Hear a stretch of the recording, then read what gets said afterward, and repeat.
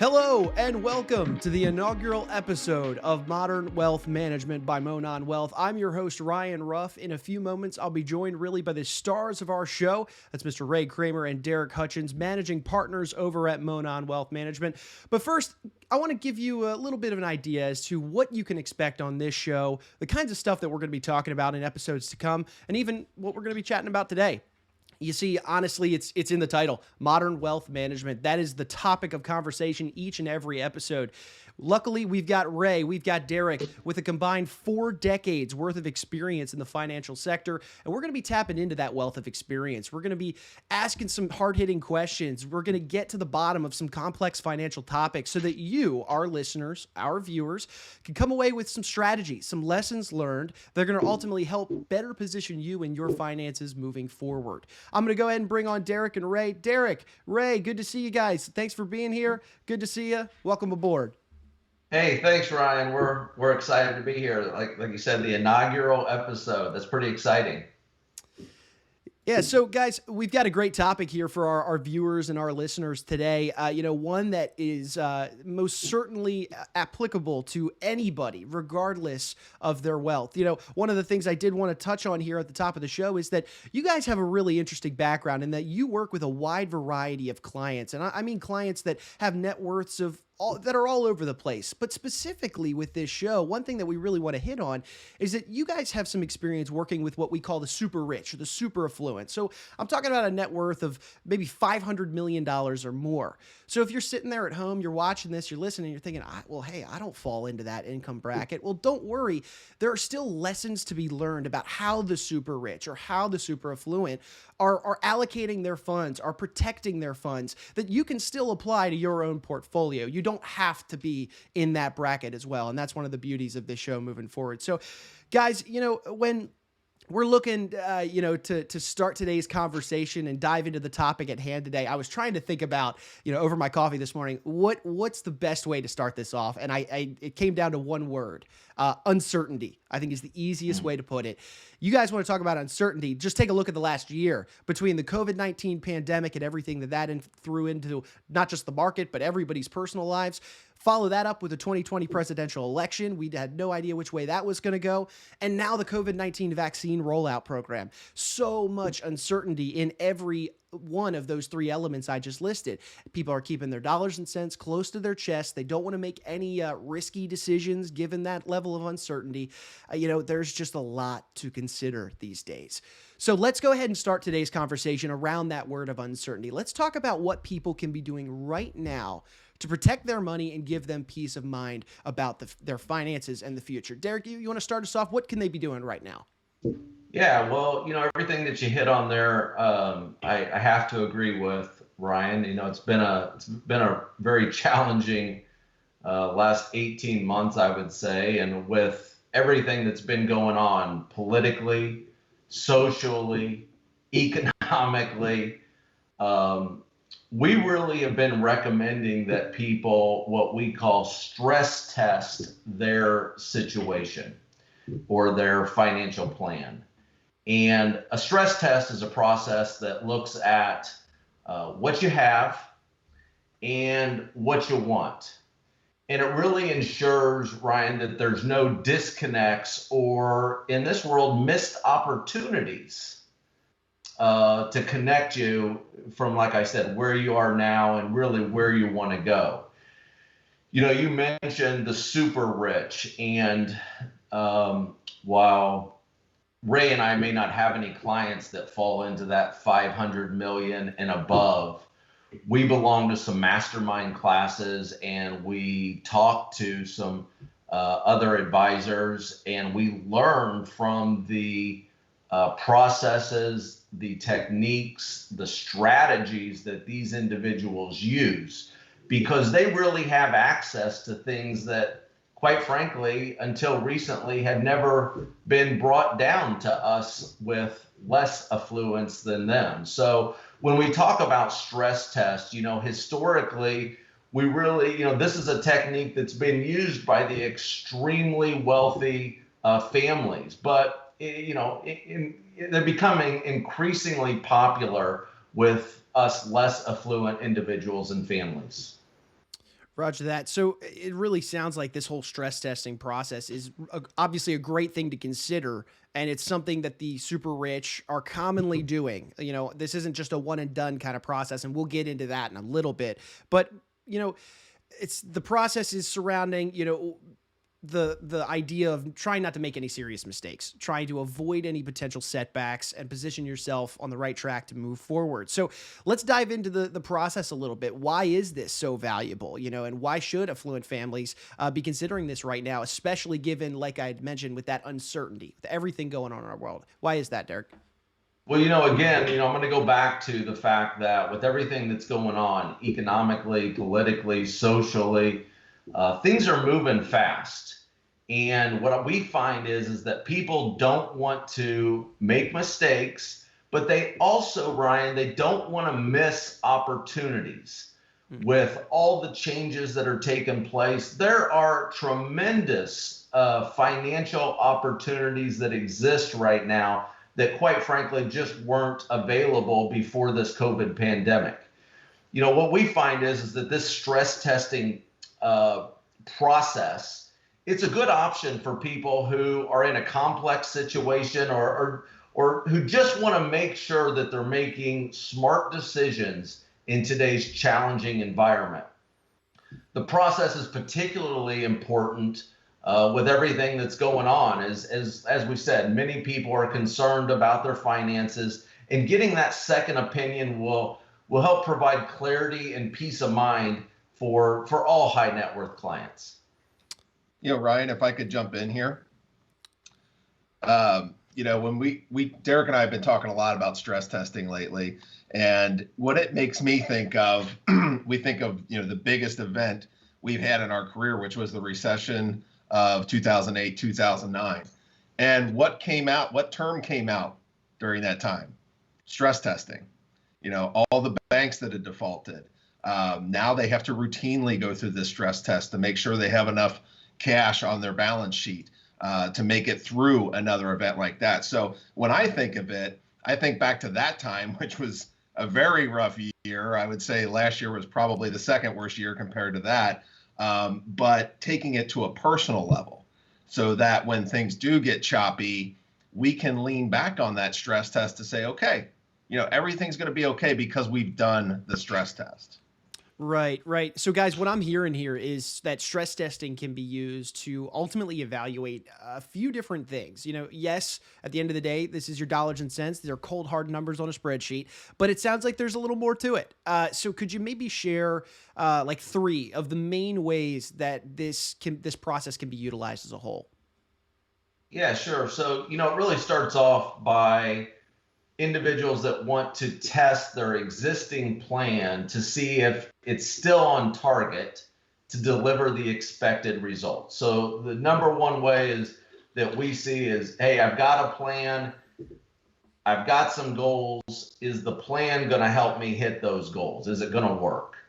That's number one. Number 2 is that we find people who are considering a potential product, solution, a strategy, and they want to see how it will work in different scenarios. Ray said, Ray showed how the stress test as it relates to bank stress test.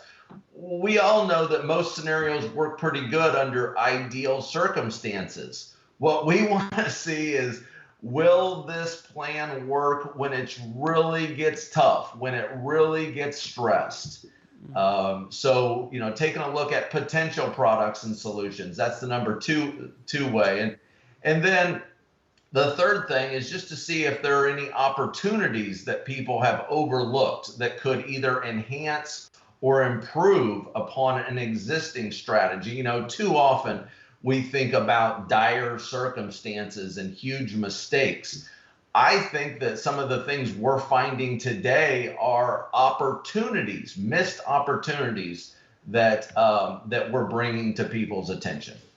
Well, it sounds like versatility is a nice little word that comes to mind when it comes to the stress test, because there's a handful of different elements at play given this? I mean, you just named three very different ways that this can be utilized, three very effective ways that can, position you mentally for any given outcome, whether, like you said, Darrick, dire circumstances. Yeah, we want to be prepared for dire circumstances, but also every circumstance isn't going to be dire. So we got to make sure we're prepared for the other stuff as well. So it sounds like a really robust system. So let's talk examples. Let's get into it. So do you guys have an example for me? And this could be real life or maybe even a hypothetical one at that, of why someone was prompted to come in, to Monon, sit down with you guys for a stress test. Were they worried about anything in particular? Walk me through that process. We find the majority of people that are coming in for stress tests right now are concerned that whether it be estate planning, taxes, or income planning that they've done in the past is no longer relevant. And let's talk about all three of those things. Estate planning has changed significantly. When I started in the business, my first year of production, which was year 2000, the federal estate exclusion was under $700,000. Okay, and any amount over that was subject to up to 40% federal estate tax. Here we are 21 years later, and the exclusion is now closer to $11.5 million per individual.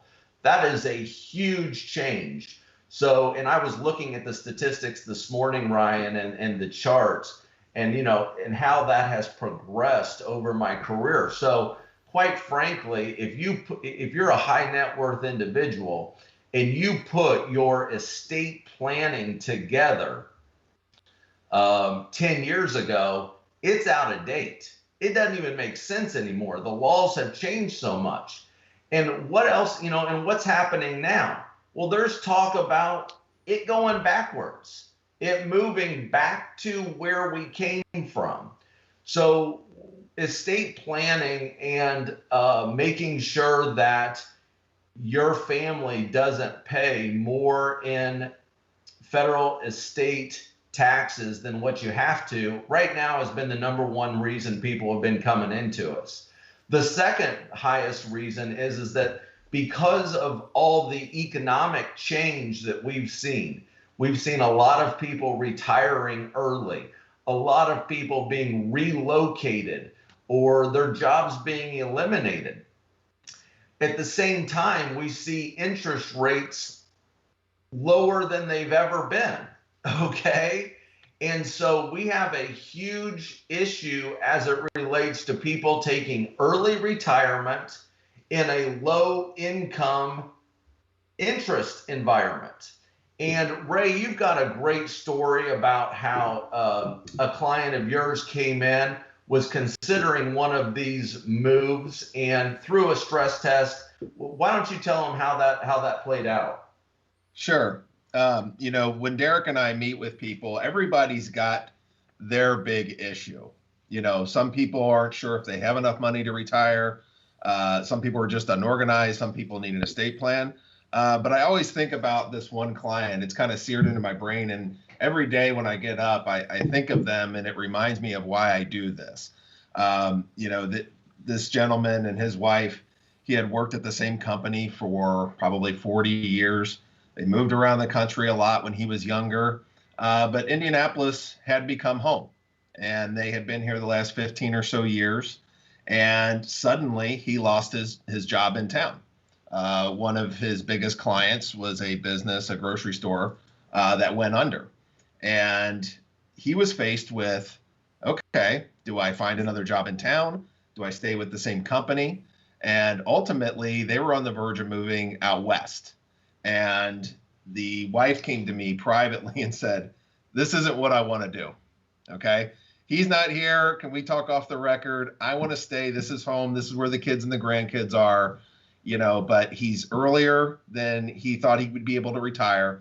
So what I did with her was really dive into the stress test and figure out how do we convince him to not make this move across the country and to also be, mentally okay with the idea that he doesn't have to work to age 65 or 66.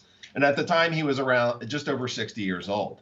So by doing the stress test, it became abundantly clear that the only reason to continue to work was his own sense that he needed to work because he's worked his whole life.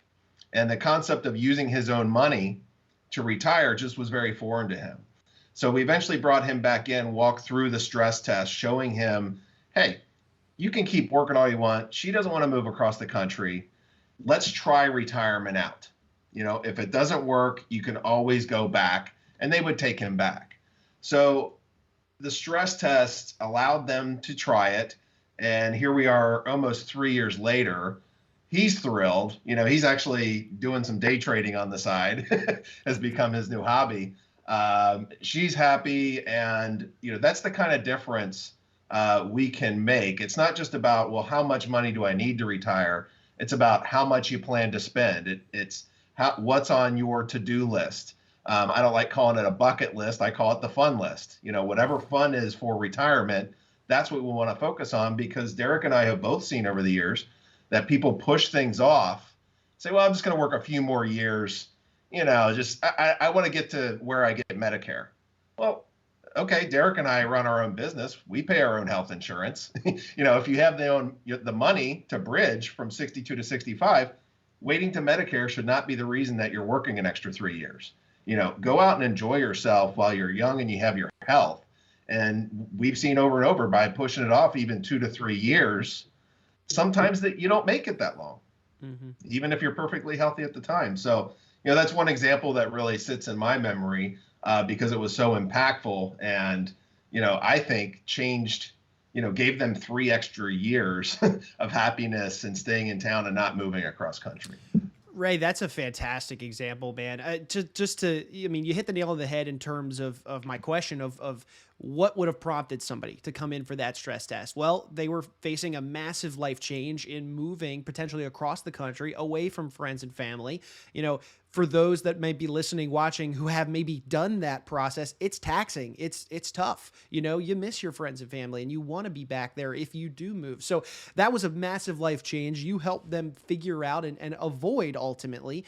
But then, adding in the element of retirement, something they didn't even consider. So this is a great example for a multitude of reasons, but most importantly, they came to you with an issue. You stress tested it and you found that, hey, not only do we get to avoid that issue, but also I've got something better, for you. And that's retirement, because your numbers are here. They're in front of us. We've tested them. We've played the dire circumstances. We've played the minor circumstances, and you can actually do this. This is a real thing that can happen. So that's a great example there, Ray. So thanks for sharing that. But I want to kind of pivot here, guys, now to maybe a different example of sorts where, let's say you had a client, and again, this could be real or hypothetical, where somebody came in, you guys conducted a stress test, and you really helped them from making a mistake, or you even saved them from, some financial stress or circumstance that was kind of coming to them. Do you have any sort of example like that? Darrick, I'll throw this one over to you.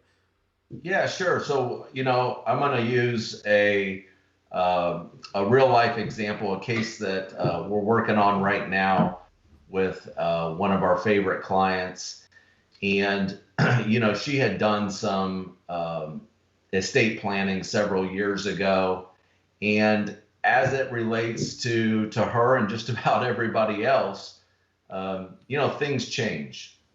And her life is significantly different today than it was 10 years ago when that planning took place. There's different people in her life, and the people that are in her life have different meaning to her. And so when we were conducting a stress test, and we conduct stress tests, I do want to say this, on our existing clients, okay, as it relates to different things. It's not just new clients or new perspective. We're constantly re-stressing and re-evaluating the situation. And, one of the things is that, Ryan, we get a chance to get to know our clients really, really well. As a matter of fact, that's a prerequisite of becoming one of our clients, is that we have to feel that we've got a connection with you. And there's something we're going to talk about here, I think, hopefully today, and we call it the human element. And the human element of the relationship is that we really, really understand what it is that you're trying to do. Okay. Our industry is full of jargons and technical analysis and all this, but at the end of the day, what it really comes down to is people taking care of themselves and other people. Okay. And it's all about that human element. And as it relates to this particular case, I just knew from talking with her that what she really wanted was no longer expressed in writing as it related to her estate planning documents.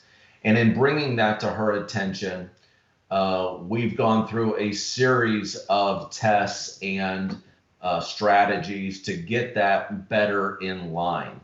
And so now, as she, like I said, life has changed significantly. She now has documents and an estate plan that really express her true wishes, not the wishes of some lawyer that she worked with 10 years ago. Yeah, that's fantastic, because at the end of the day, you're right, Darrick. You hit the nail on the head. It is a bit of the human element, if you will, that can come into play here. So that being said, Darrick, quick second question for you. What would you say are some of the keys of having a stress test done well? Well, I'd say, listen, number one is adequate and fantastic profiling. And what I just said is we got to understand who a client is and what it is that they want. Okay. So that takes time. The right questions have to be asked, and we really have to turn on our listening skills and our empathy to really collect those data points.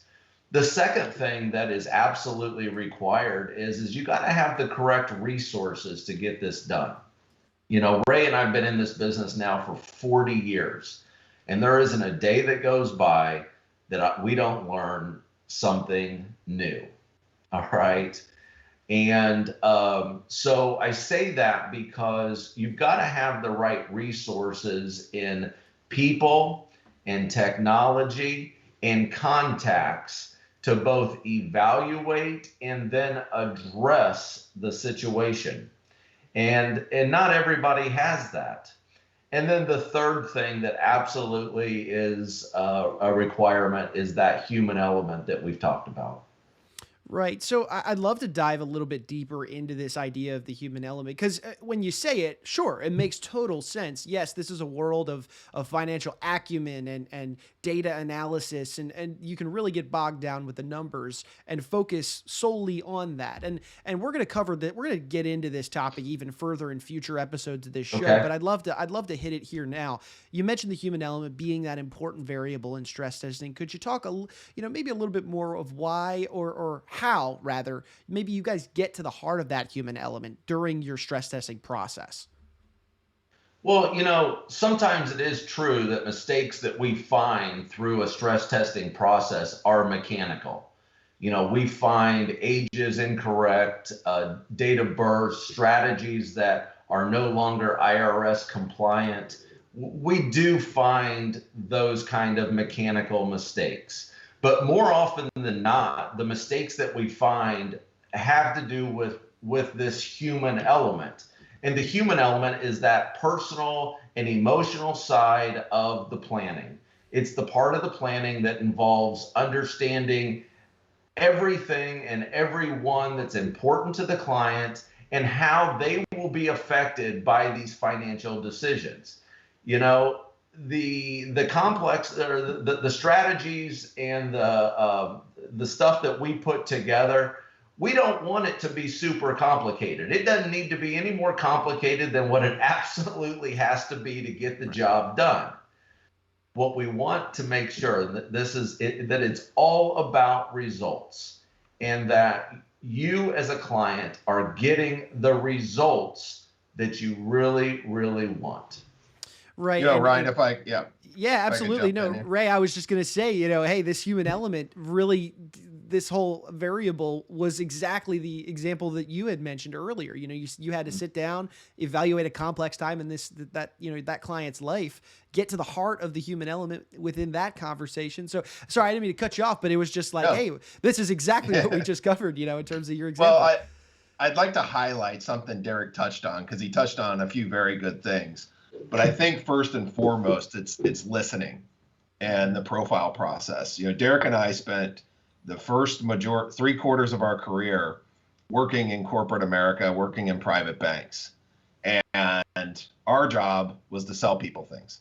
Okay. At the time we thought, yeah, we're advisors and we're making an impact. And there were several times throughout our career where the push would be to do financial planning or stress testing. But to do that, you've got to take time.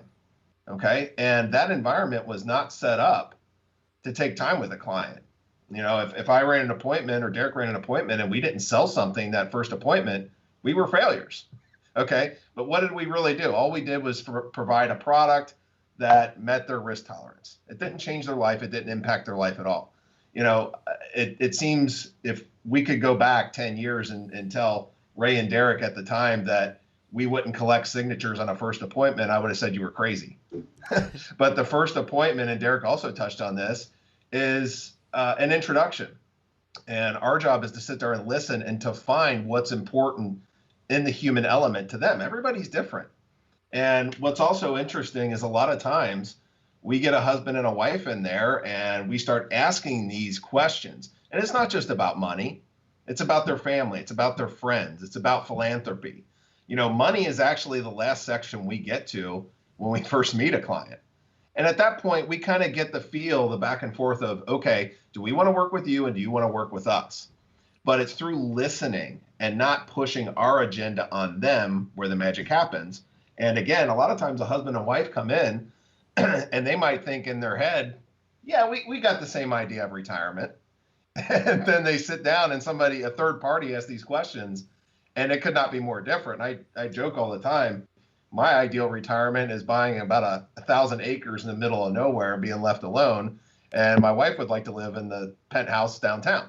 We're going to have to figure out, where the in-between is. And I think having us, there listening, we almost become, that third party. It's not emotional to us. It's emotional to them. And what I've learned in the 22 years of doing this is one of the worst things that can happen is people get emotional about their money and make decisions with those emotions not held in check. And a lot of times I feel like we are the calming presence to make sure that the stress test and everything moves forward according to their goals.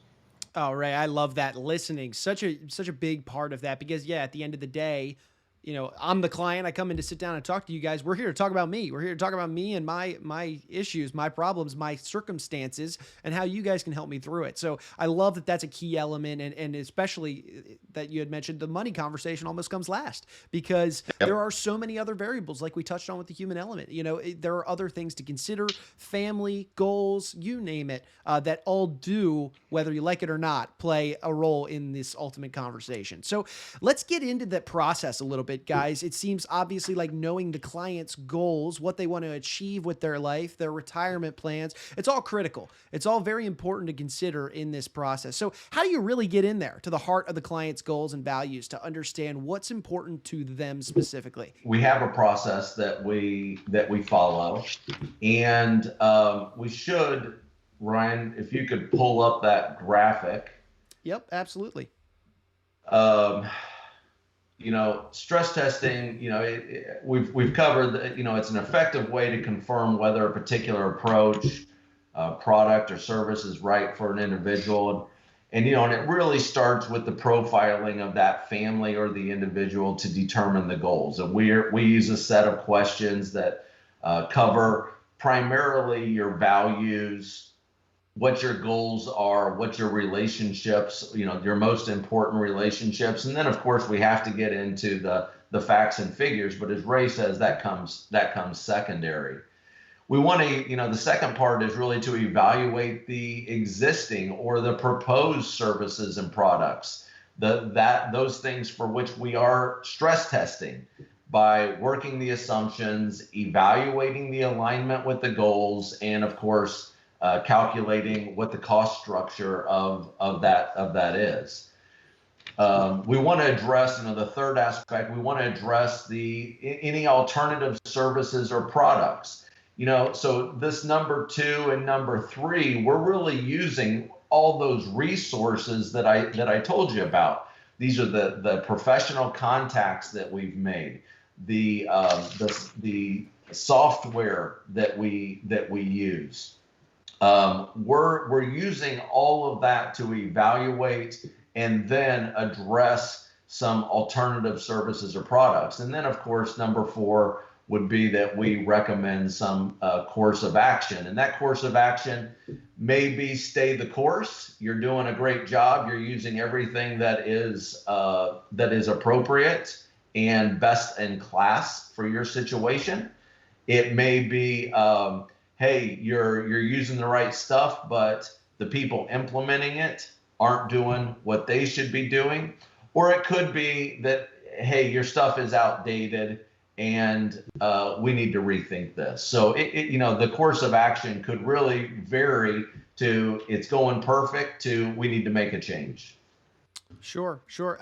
That's a pretty robust system and process that you've got to really unpack everything. It starts with the profiling, that initial meeting, like Ray had touched on, getting to the heart of the client's goals and everything. And, working your way down through that graphic that we put our screen on leads you guys ultimately to developing a robust strategy and system moving forward that keeps the client's goals in mind. It's really, I hate to, recycle this word, but robust system that you guys have with the stress testing process.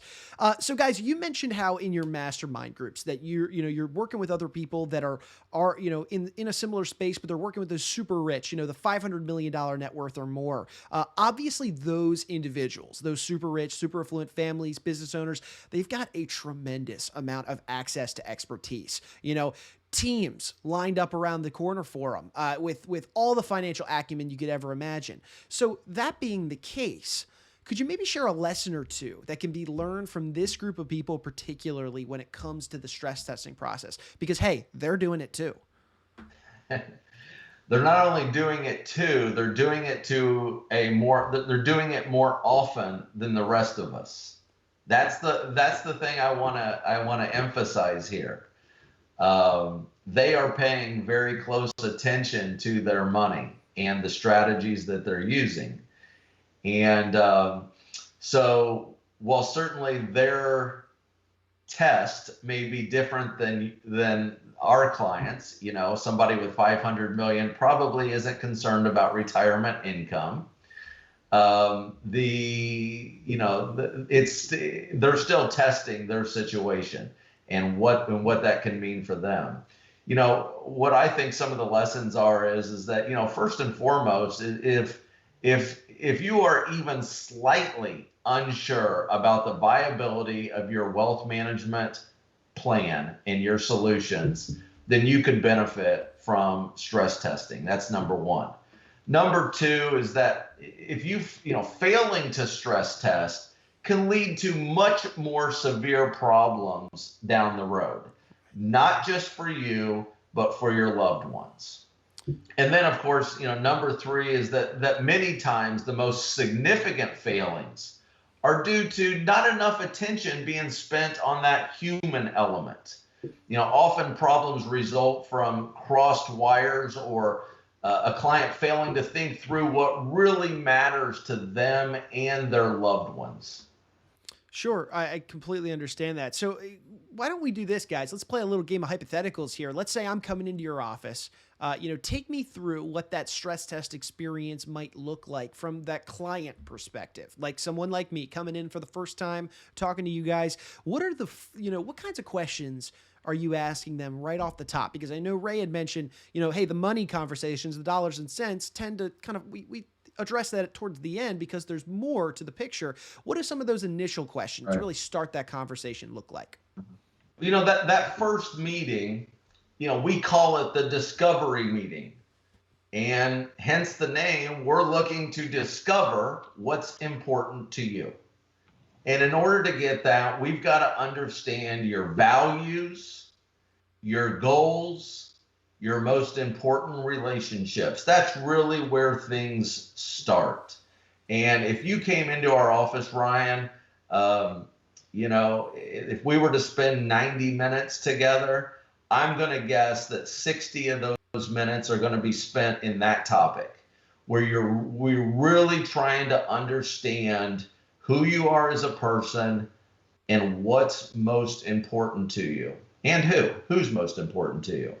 Of course, we will gather and we would ask people to bring in their stuff, right? Their assets, what other advisors or strategies they've been working with, because that's what we're going to be stressing against those values, goals, and relationships. So it really all starts with that discovery meeting and us trying to understand who you are as a person.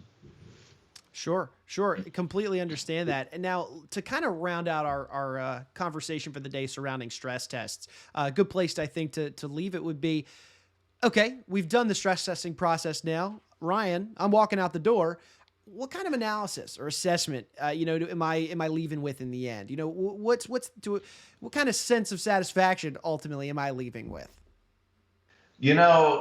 Ryan, there was a time, I'm a CFP, and we like those big leather-bound binders with gold leaf and really, make it look like we're really, really smart and we'll give you all the data and all that. That's the way I was trained to do it.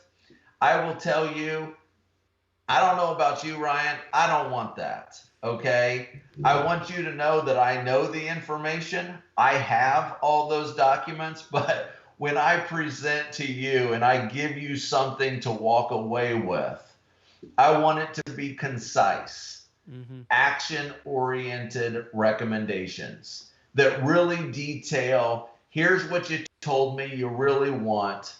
Here's how I think you should best get it.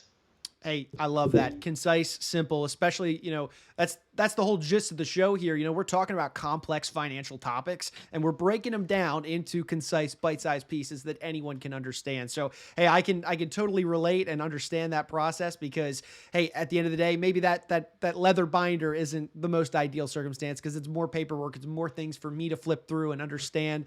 Honestly, I personally would rather take away, some tidbits from a great conversation. So that's good to know. Ryan, the name of the show is Modern Wealth Management. Okay.